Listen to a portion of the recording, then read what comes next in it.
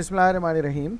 Now we are going to start another topic of the lectures, which is chapter 24, dose adjustment in renal and hepatic disease. It is a chapter 24 of applied biopharmaceutics and pharmacokinetics, Leon Shargil. It is also important for clinical pharmacists to adjust the dose of any drug when there is renal impairment or hepatic impairment. तो वो कैसे करेंगे, उसकी क्या technique होगी, क्या formula use होगा,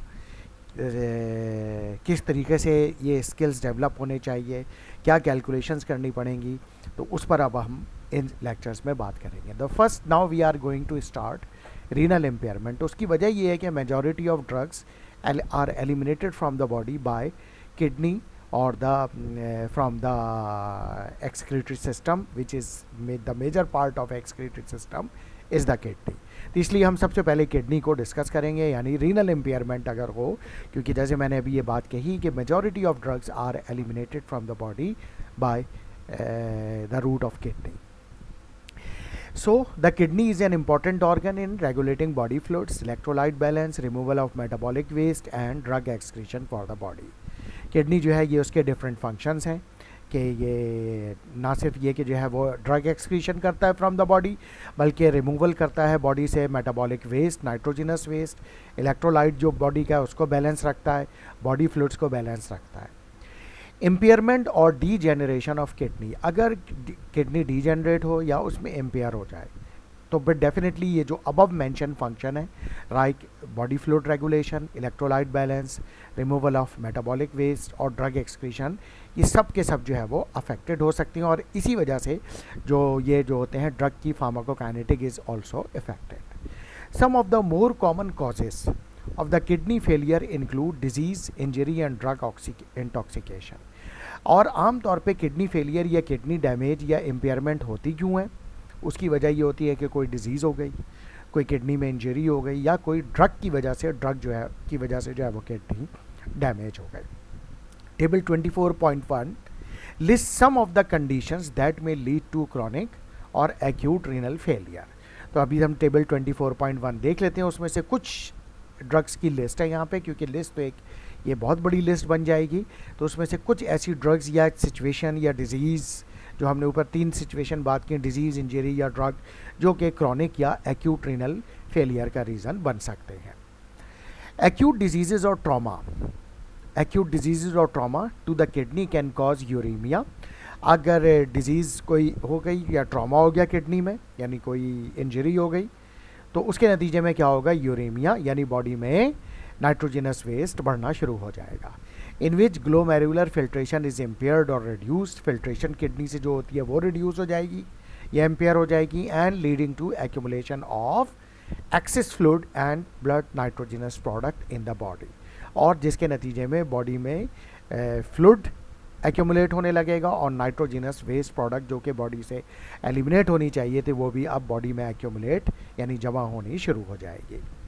Uremia generally reduces the glomerular filtration and or active secretion, which leads to decrease in renal drug excretion, resulting in a longer elimination half-life of the administered drug.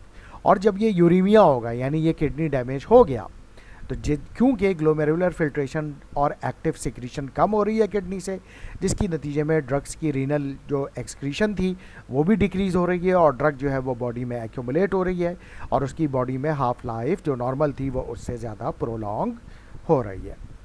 Pharmacokinetic processes such as drug distribution including both the volume of distribution and protein binding and elimination of drug including both biotransformation यानी metabolism and renal excretion may also be altered by renal impairment. यानी अगर renal impairment होगी तो उससे drug की distribution और elimination दोनों जो होगी वो अफेक्टेड होंगी.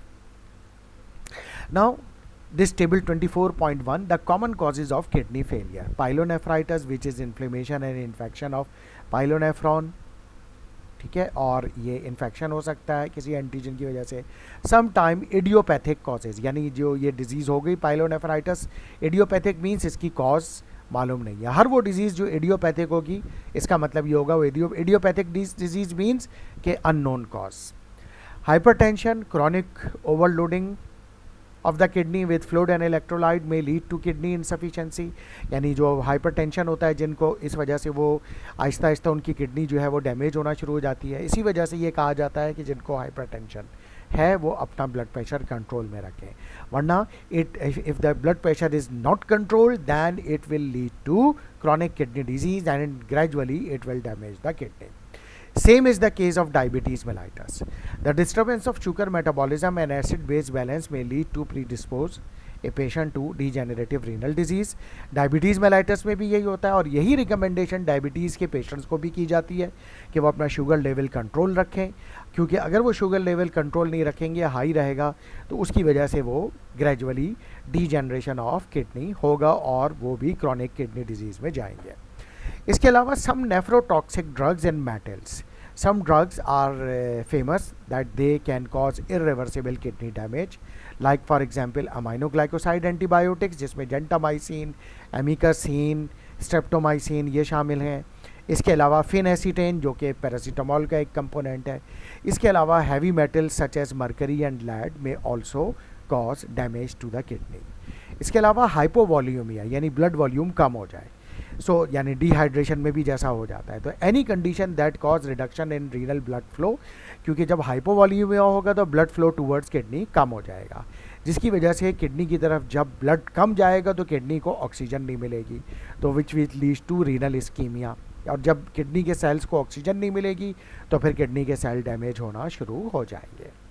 इसी तरीके से नेफ्रो एलर्जेन सर्टेन कंपाउंड्स में produce an immune type of sensitivity reactions with nephrotic syndrome, for example cotton malaria nephrotoxic serum, यानी ये एक मलेरियल जो है वो एलर्जिन है जो कि जिसकी जो अगेंस्ट एंटीबॉडी बनती हैं इस टॉक्सिन के अगेंस्ट, तो फिर जो क्या होता है कि वो बॉडी जो इत्तेफाक से इस एलर्जिन की प्रोटीन जो है वो नेफ्रॉन की प्रोटीन से मैच करती हैं, तो फिर क्या होता है कि जब वो एंटीबॉडी इस मलेरियन टॉक्सिन को न्यूट्रलाइज करती हैं तो वो नेफ्रॉन को भी न्यूट्रलाइज करना शुरू कर देती हैं, तो ये जिसको हम ऑटो इम्यून रिएक्शन भी कहते हैं, तो उससे भी कि ऑटो इम्यून किडनी डिजीज़ भी हो सकती है, तो ये भी किडनी डैमेज का एक रीज़न बन सकता है।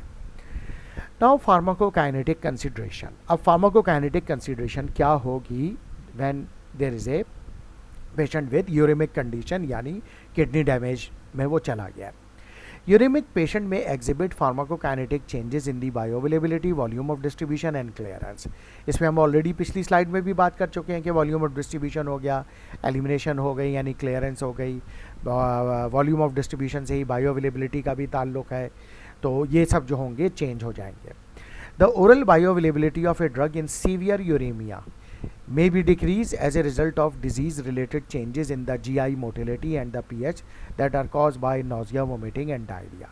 Oral bioavailability सीवियर यूरेमिया के केस में कम हो सकती है ड्रग की। उसकी वजह क्या होती है कि यूरेमिया की वजह से पेशेंट को नोजिया और वोमिटिंग होते हैं, डायरिया होता है, तो नोजिया और वोमिटिंग की वजह से ड्रग जो होगी वो स्टमक में ज़्यादा देर रहेगी नहीं, यानी जैसे पेशेंट ने खाई फ़ौरन वोमिटिंग हो गई और पेशेंट से वो ड्रग बाहर निकल गई। डायरिया की सूरत में भी यही होगा कि अगर स्टमक से आगे चली भी गई इंटेस्टाइन या लार्ज इंटेस्टाइन में तो वो ज़्यादा देर रुकेगी नहीं वहाँ पे, यानी अभी प्रॉपरली वो डिज़ोल्व ही नहीं हुई थी कि वो डायरिया की वजह से बॉडी से एलिमिनेट हो गई, क्योंकि यूरेमिया जो है बॉडी का इलेक्ट्रोलाइट डिसबैलेंस करता है, इसके अलावा जीआई मोटिलिटी रिड्यूस करता है और इसके अलावा जो है वो पीएच जो है वो भी चेंज हो जाता है। मीजेंट्रिक ब्लड फ्लो में ऑल्सो भी ऑल्टर्ड, यानी जो ब्लड फ्लो है टूवर्ड्स जीआई ट्रैक्ट वो भी ऑल्टर होगा, तो उसकी वजह से ड्रग की एब्जॉर्प्शन रिड्यूस हो जाएगी। इसके अलावा the plasma protein binding of weak acidic drug in uraemic patient is decrease whereas protein binding of weak basic drug is less affected. ये भी इस वजह से वॉल्यूम ऑफ डिस्ट्रीब्यूशन में फ़र्क पड़ जाता है कि वीक एसिडिक ड्रग जो होती हैं यूरेमिक पेशेंट में उसकी बाइंडिंग डिक्रीज़ हो जाती है और जो वीक बेसिक ड्रग है उस पर कोई फ़र्क नहीं पड़ता। इसके अलावा a decrease in drug protein binding result in larger fraction of free drug, जब तो फ्री ड्रग जो होगी ज़्यादा अवेलेबल होगी, which can also increases the volume of distribution. इसके अलावा total body clearance of a drug in uraemic patient is also reduced, यानी जो क्लियरेंस है बॉडी से वो कम हो जाएगी। उसकी वजह सीधी सी है कि क्यों हो रही है, is also reduced by either A decrease in glomerular filtration rate and possibly active tubular secretion or reduce hepatic clearance resulting from a decrease in intrinsic hepatic clearance. यानी ब्लड फ्लो जो है वो टूवर्ड्स किडनी भी कम जा रहा है, uraemic patient में kidney damage है जिसकी वजह से जो है वो सारा इलेक्ट्रोलाइट डिसबैलेंस भी हो गया और GFR भी रिड्यूस हो गया, यानी फिल्ट्रेशन भी रिड्यूस हो गई किडनी से, एक्टिव ट्यूबुलर सिक्रीशन का प्रोसेस भी रिड्यूस हो गया और लिवर क्लियरेंस का भी जो हेपेटिक क्लियरेंस का प्रोसेस है वो भी डिक्रीज़ हो जाएगा, जिसकी वजह से ड्रग की जो टोटल बॉडी क्लियरेंस है वो रिड्यूस हो जाएगी और ड्रग की हाफ लाइफ बॉडी में बढ़ जाएगी और वो फिर ड्रग की टॉक्सिसिटी भी हो सकती है. In clinical practice estimation of the appropriate drug dosage regimen in patient with impaired renal function is based on estimate of the remaining renal function of the patient and a prediction of the total body clearance. लिहाजा clinical practice में ये ज़रूरी है कि इस चीज़ को estimate किया जाए कि क्या ड्रग डोजेज रेजिमेंट दिया जाए, यानी किस डोज से दिया जाए, किस डोजिंग इंटरवल से दिया जाए उस पेशेंट का जिसका रीनल फंक्शन इम्पेयर्ड हुआ है, कि कितनी डोज में हम दें कि वो एलिमिनेट हो जाए और किसी किस्म की टॉक्सिसिटी कॉज ना कर सके. यानी जो भी उस वक्त क्लियरेंस है उस क्लियरेंस के हिसाब से ड्रग की अप्रोप्रिएट डोज और डोजिंग इंटरवल जिसको हम कहते हैं डोजेज रेजिमेंट वो क्या होना चाहिए. Now general approaches for dose adjustment in renal disease. अब वो अप्रोचेस क्या हैं? Several approaches are available for estimating the appropriate dosage regimen for patient with renal impairment. अब वो approaches क्या है? अच्छा, अब मैं जैसे ये जो बात कर रहे हैं हम डोजेज रेजिमेंट की, डोजेज रेजिमेंट में दो चीज़ें मैं फिर बताता चलूँ कि डोज कितनी देनी है और डोजिंग इंटरवल कितना होना चाहिए, तो इसको हम कहते हैं dosage regimen. Each of these approaches has similar assumption as listed in table 24.2. तो हम देखेंगे अभी टेबल 24.2 में क्या similar assumption है. Most of these methods assume that the required therapeutic plasma drug concentration in uremic patient is similar to that required in patient with normal renal function. यानी steady state या average concentration तो आम तौर पे वही होगी या desired concentration तो वही चाहिए होगी therapeutic effect के लिए जो कि एक normal kidney में चाहिए होती है, लेकिन उस कंसंट्रेशन को मेंटेन करने के लिए क्योंकि एलिमिनेशन कम है तो डोज क्या देनी पड़ेगी वो इम्पॉर्टेंट फैक्टर हो जाएगा और डोजिंग इंटरवल क्या रखना पड़ेगा. ये जो डिज़ायर कंसंट्रेशन है इसको हम CP एवरेज या CPSS भी कहते हैं. Uraemic patient are maintain on the same CP average after multiple oral doses और multiple IV bolus injection and IV infusion में the same CSS is maintain. ठीक है ना, CP average is the plasma concentration reach at, यानी CSS और CP average दोनों क्या है, वो दरअसल स्टेडी स्टेट कंसंट्रेशन है जो कि डिज़ायर कंसंट्रेशन है जितने पे थेराप्यूटिक इफेक्ट आएगा.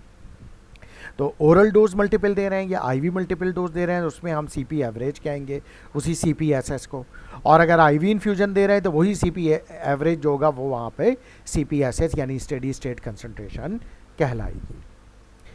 Now table 24.2 common assumption in dosing renal impaired patient. पहला है assumption creatinine clearance accurately measured the degree of renal impairment.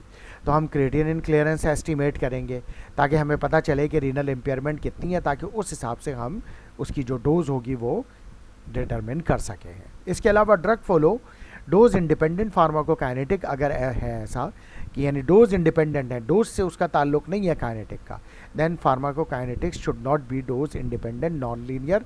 तो फिर हमें इसको यानी नॉन लीनियर फार्माकोकाइनेटिक है ये तो ज़्यादा डेंजरस होती है क्योंकि आमतौर पे ये नैरो थेरेप्यूटिक इंडेक्स ड्रग्स होती हैं. तो फिर इसको जो होगी हमें यानी ज़ीरो ऑर्डर काइनेटिक्स वाली ड्रग है ये, तो फिर इसकी जो होगी डोज भी हमें डिटरमिन करनी पड़ेगी. इसके अलावा non drug elimination remains constant. अगर किडनी फंक्शन यानी कोई ड्रग ऐसी है जो जिसका कुछ प्रपोर्शन किडनी से एलिमिनेट होता है और कुछ प्रपोर्शन लिवर से एलिमिनेट होता है, तो इसका मतलब है कि जो बाकी रूट है वहाँ से तो वो एलिमिनेट हो रही होगी लेकिन किडनी फंक्शन जो है वो कॉम्प्रोमाइज़ है, तो फिर उस हिसाब से उसकी डोज कैलकुलेट करनी पड़ेगी. जैसा कि यहाँ पे भी लिखा है रीनल डिजीज में also affect the liver and A cause A change in non renal drug elimination और द ड्रग मेटाबॉलिज्म. ये उस सूरत में है, तमाम ड्रग के लिए ये एप्लीकेबल नहीं होगा, कुछ ड्रग्स के लिए जिसमें अगर रीनल डिजीज़ की वजह से और यूरेमिया की वजह से लिवर फंक्शन भी कॉम्प्रोमाइज़ हो रहा है तो उस केस में फिर हमें डोज रिड्यूस करनी पड़ेगी क्योंकि ड्रग का मेटाबॉलिज्म और हेपेटिक क्लियरेंस भी रिड्यूस हुई हुई होगी जैसा कि हम पिछली स्लाइड में डिस्कस कर चुके हैं. इसके अलावा drug absorption remains constant. Unchanged drug absorption from the GI tract ऐसा हो सकता है. इसके अलावा ड्रग क्लियरेंस यानी CLU यानी यूरिन में decline linearly with the creatinine clearance, यानी जिस तरह से क्रिएटिनिन क्लियरेंस कम हो रही है, फिल्ट्रेशन और यानी यूरिन आउटपुट कम हो रहा है, उसी तरीके से ड्रग क्लियरेंस भी कम हो रही होगी।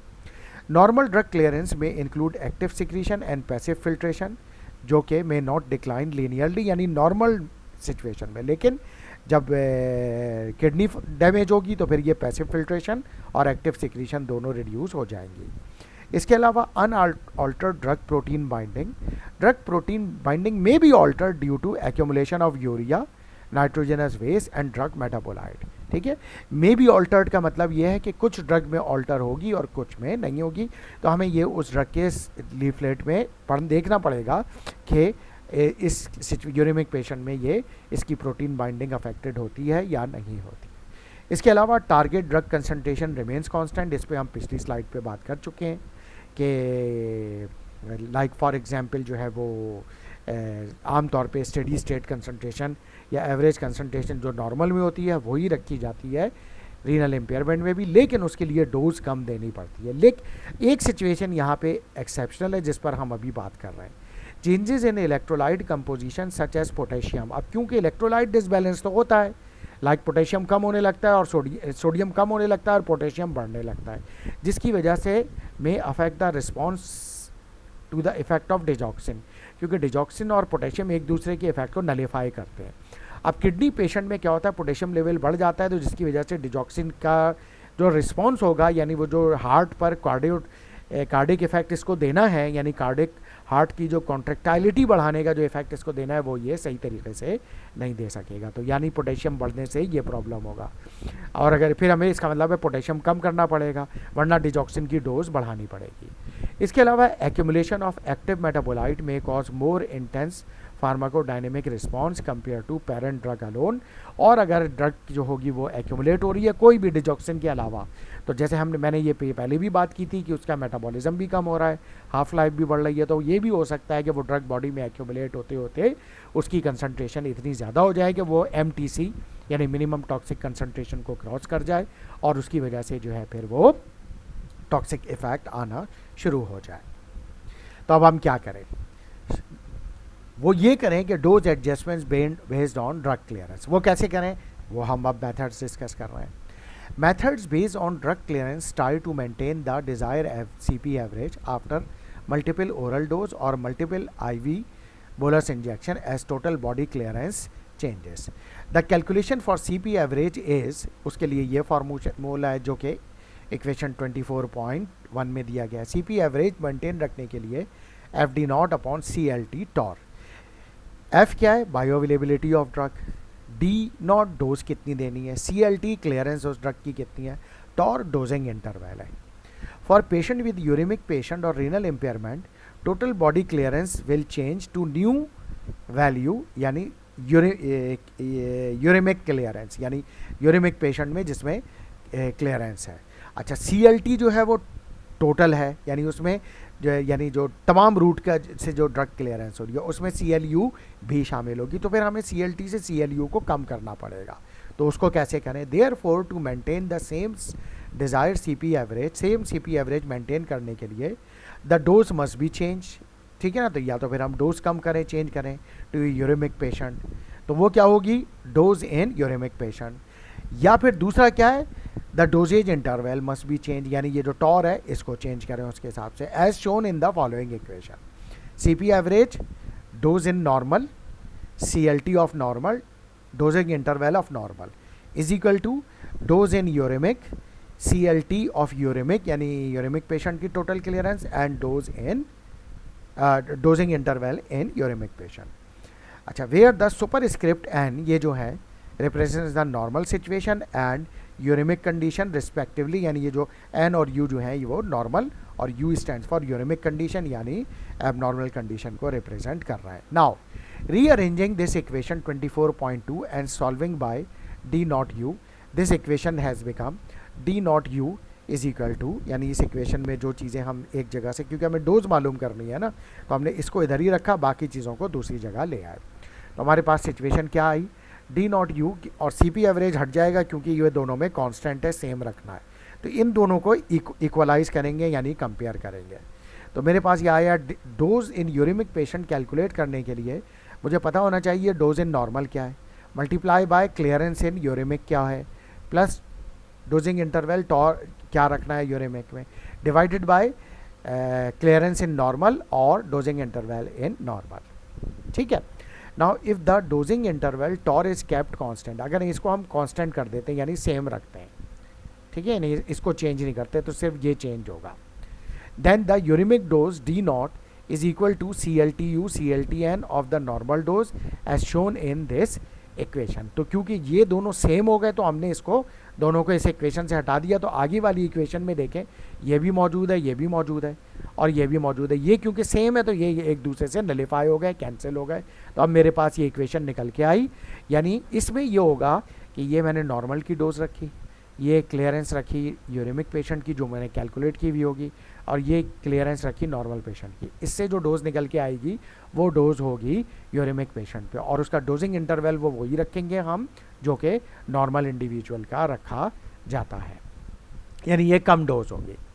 For IV infusion the same desired CP average maintain करने के लिए for both patient with normal renal function and for patient with renal impairment the rate of infusion R must be change to new R। वहाँ पे R जो होगा वो RU कहलाएगा, यानी यूरेमिक पेशेंट का infusion rate as describe by the equation CPSS is equal to R upon CLT normal is equal to RU, यानी infusion RU upon CLTU, यानी ये नॉर्मल की इक्वेशन हो गई, ये यूरेमिक की होगी। इसको भी कंपेयर कर लेंगे क्योंकि ये तो कांस्टेंट है।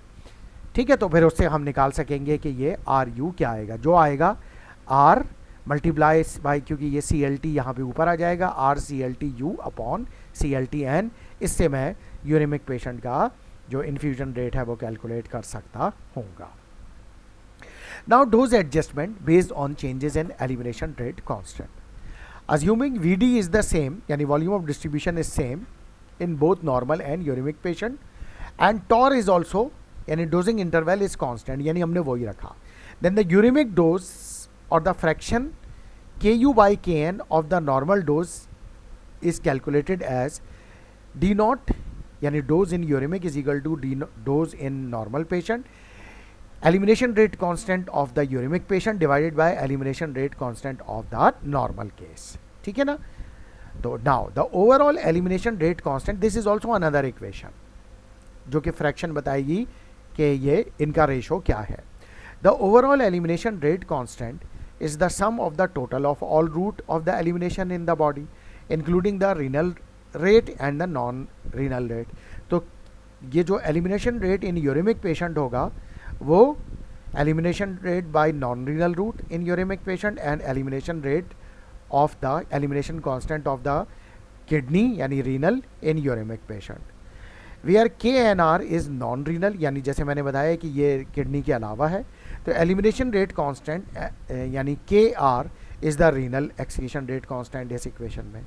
Now renal clearance, अब मैं clearance की बात कर रहा हूँ, is the product of the volume of distribution and the elimination rate constant। ठीक है ना। तो CL यानी renal clearance in uremic patient, क्योंकि CLT is equal to KVD, वही इक्वेशन है। तो CLR यानी रीनल का यूरेमिक में क्या होगा, KRU इंटू VDU, यानी elimination rate constant in uraemic patient multiply by volume of distribution in uraemic patient. Rearranging this equation 24.8। ठीक है, तो KRU निकालने के लिए मुझे क्या करना पड़ेगा, CLRU डिवाइडेड बाई VDU से मैं निकाल सकता हूँ, यानी क्लियरेंस कितनी है यूरेमिक पेशेंट में और वॉल्यूम ऑफ डिस्ट्रीब्यूशन ड्रग का कितना है यूरेमिक पेशेंट में। Assuming that the apparent volume distribution and non-renal route of elimination do not change in uremic patient, then KNR U is equal to KNR and VDU is equal to VDN। यानी ये अगर हम कह रहे हैं non renal जो है उसमें कोई प्रॉब्लम नहीं है, क्योंकि डेफिनेटली सिर्फ किडनी में प्रॉब्लम है। तो KNR यूरेमिक का और नॉर्मल का सेम है, वॉल्यूम ऑफ डिस्ट्रीब्यूशन भी सेम है यूरेमिक का और नॉर्मल का। तो क्या होगा, सब्स्टिट्यूशन इन इक्वेशन 24.9 इस इक्वेशन में into equation 24.7 our equation has become, यानी KU, ये इक्वेशन क्या बन के आ रही है कि KNRU जो है वो दरअसल क्या है, के एन आर एन के बराबर है, हमने यहाँ पे ये बात की, ठीक है। और फिर के आर यू किसके बराबर है, वो ये वैल्यू यहाँ पे पुट हो गई, ठीक है ना। C L R U upon V D या 1/VD करके भी लिख सकते हैं, बात एक ही है mathematically. The this equation and this equation are same, ठीक है। तो ये इस तरीके से यहाँ पर मौजूद होगी। Now measurement of the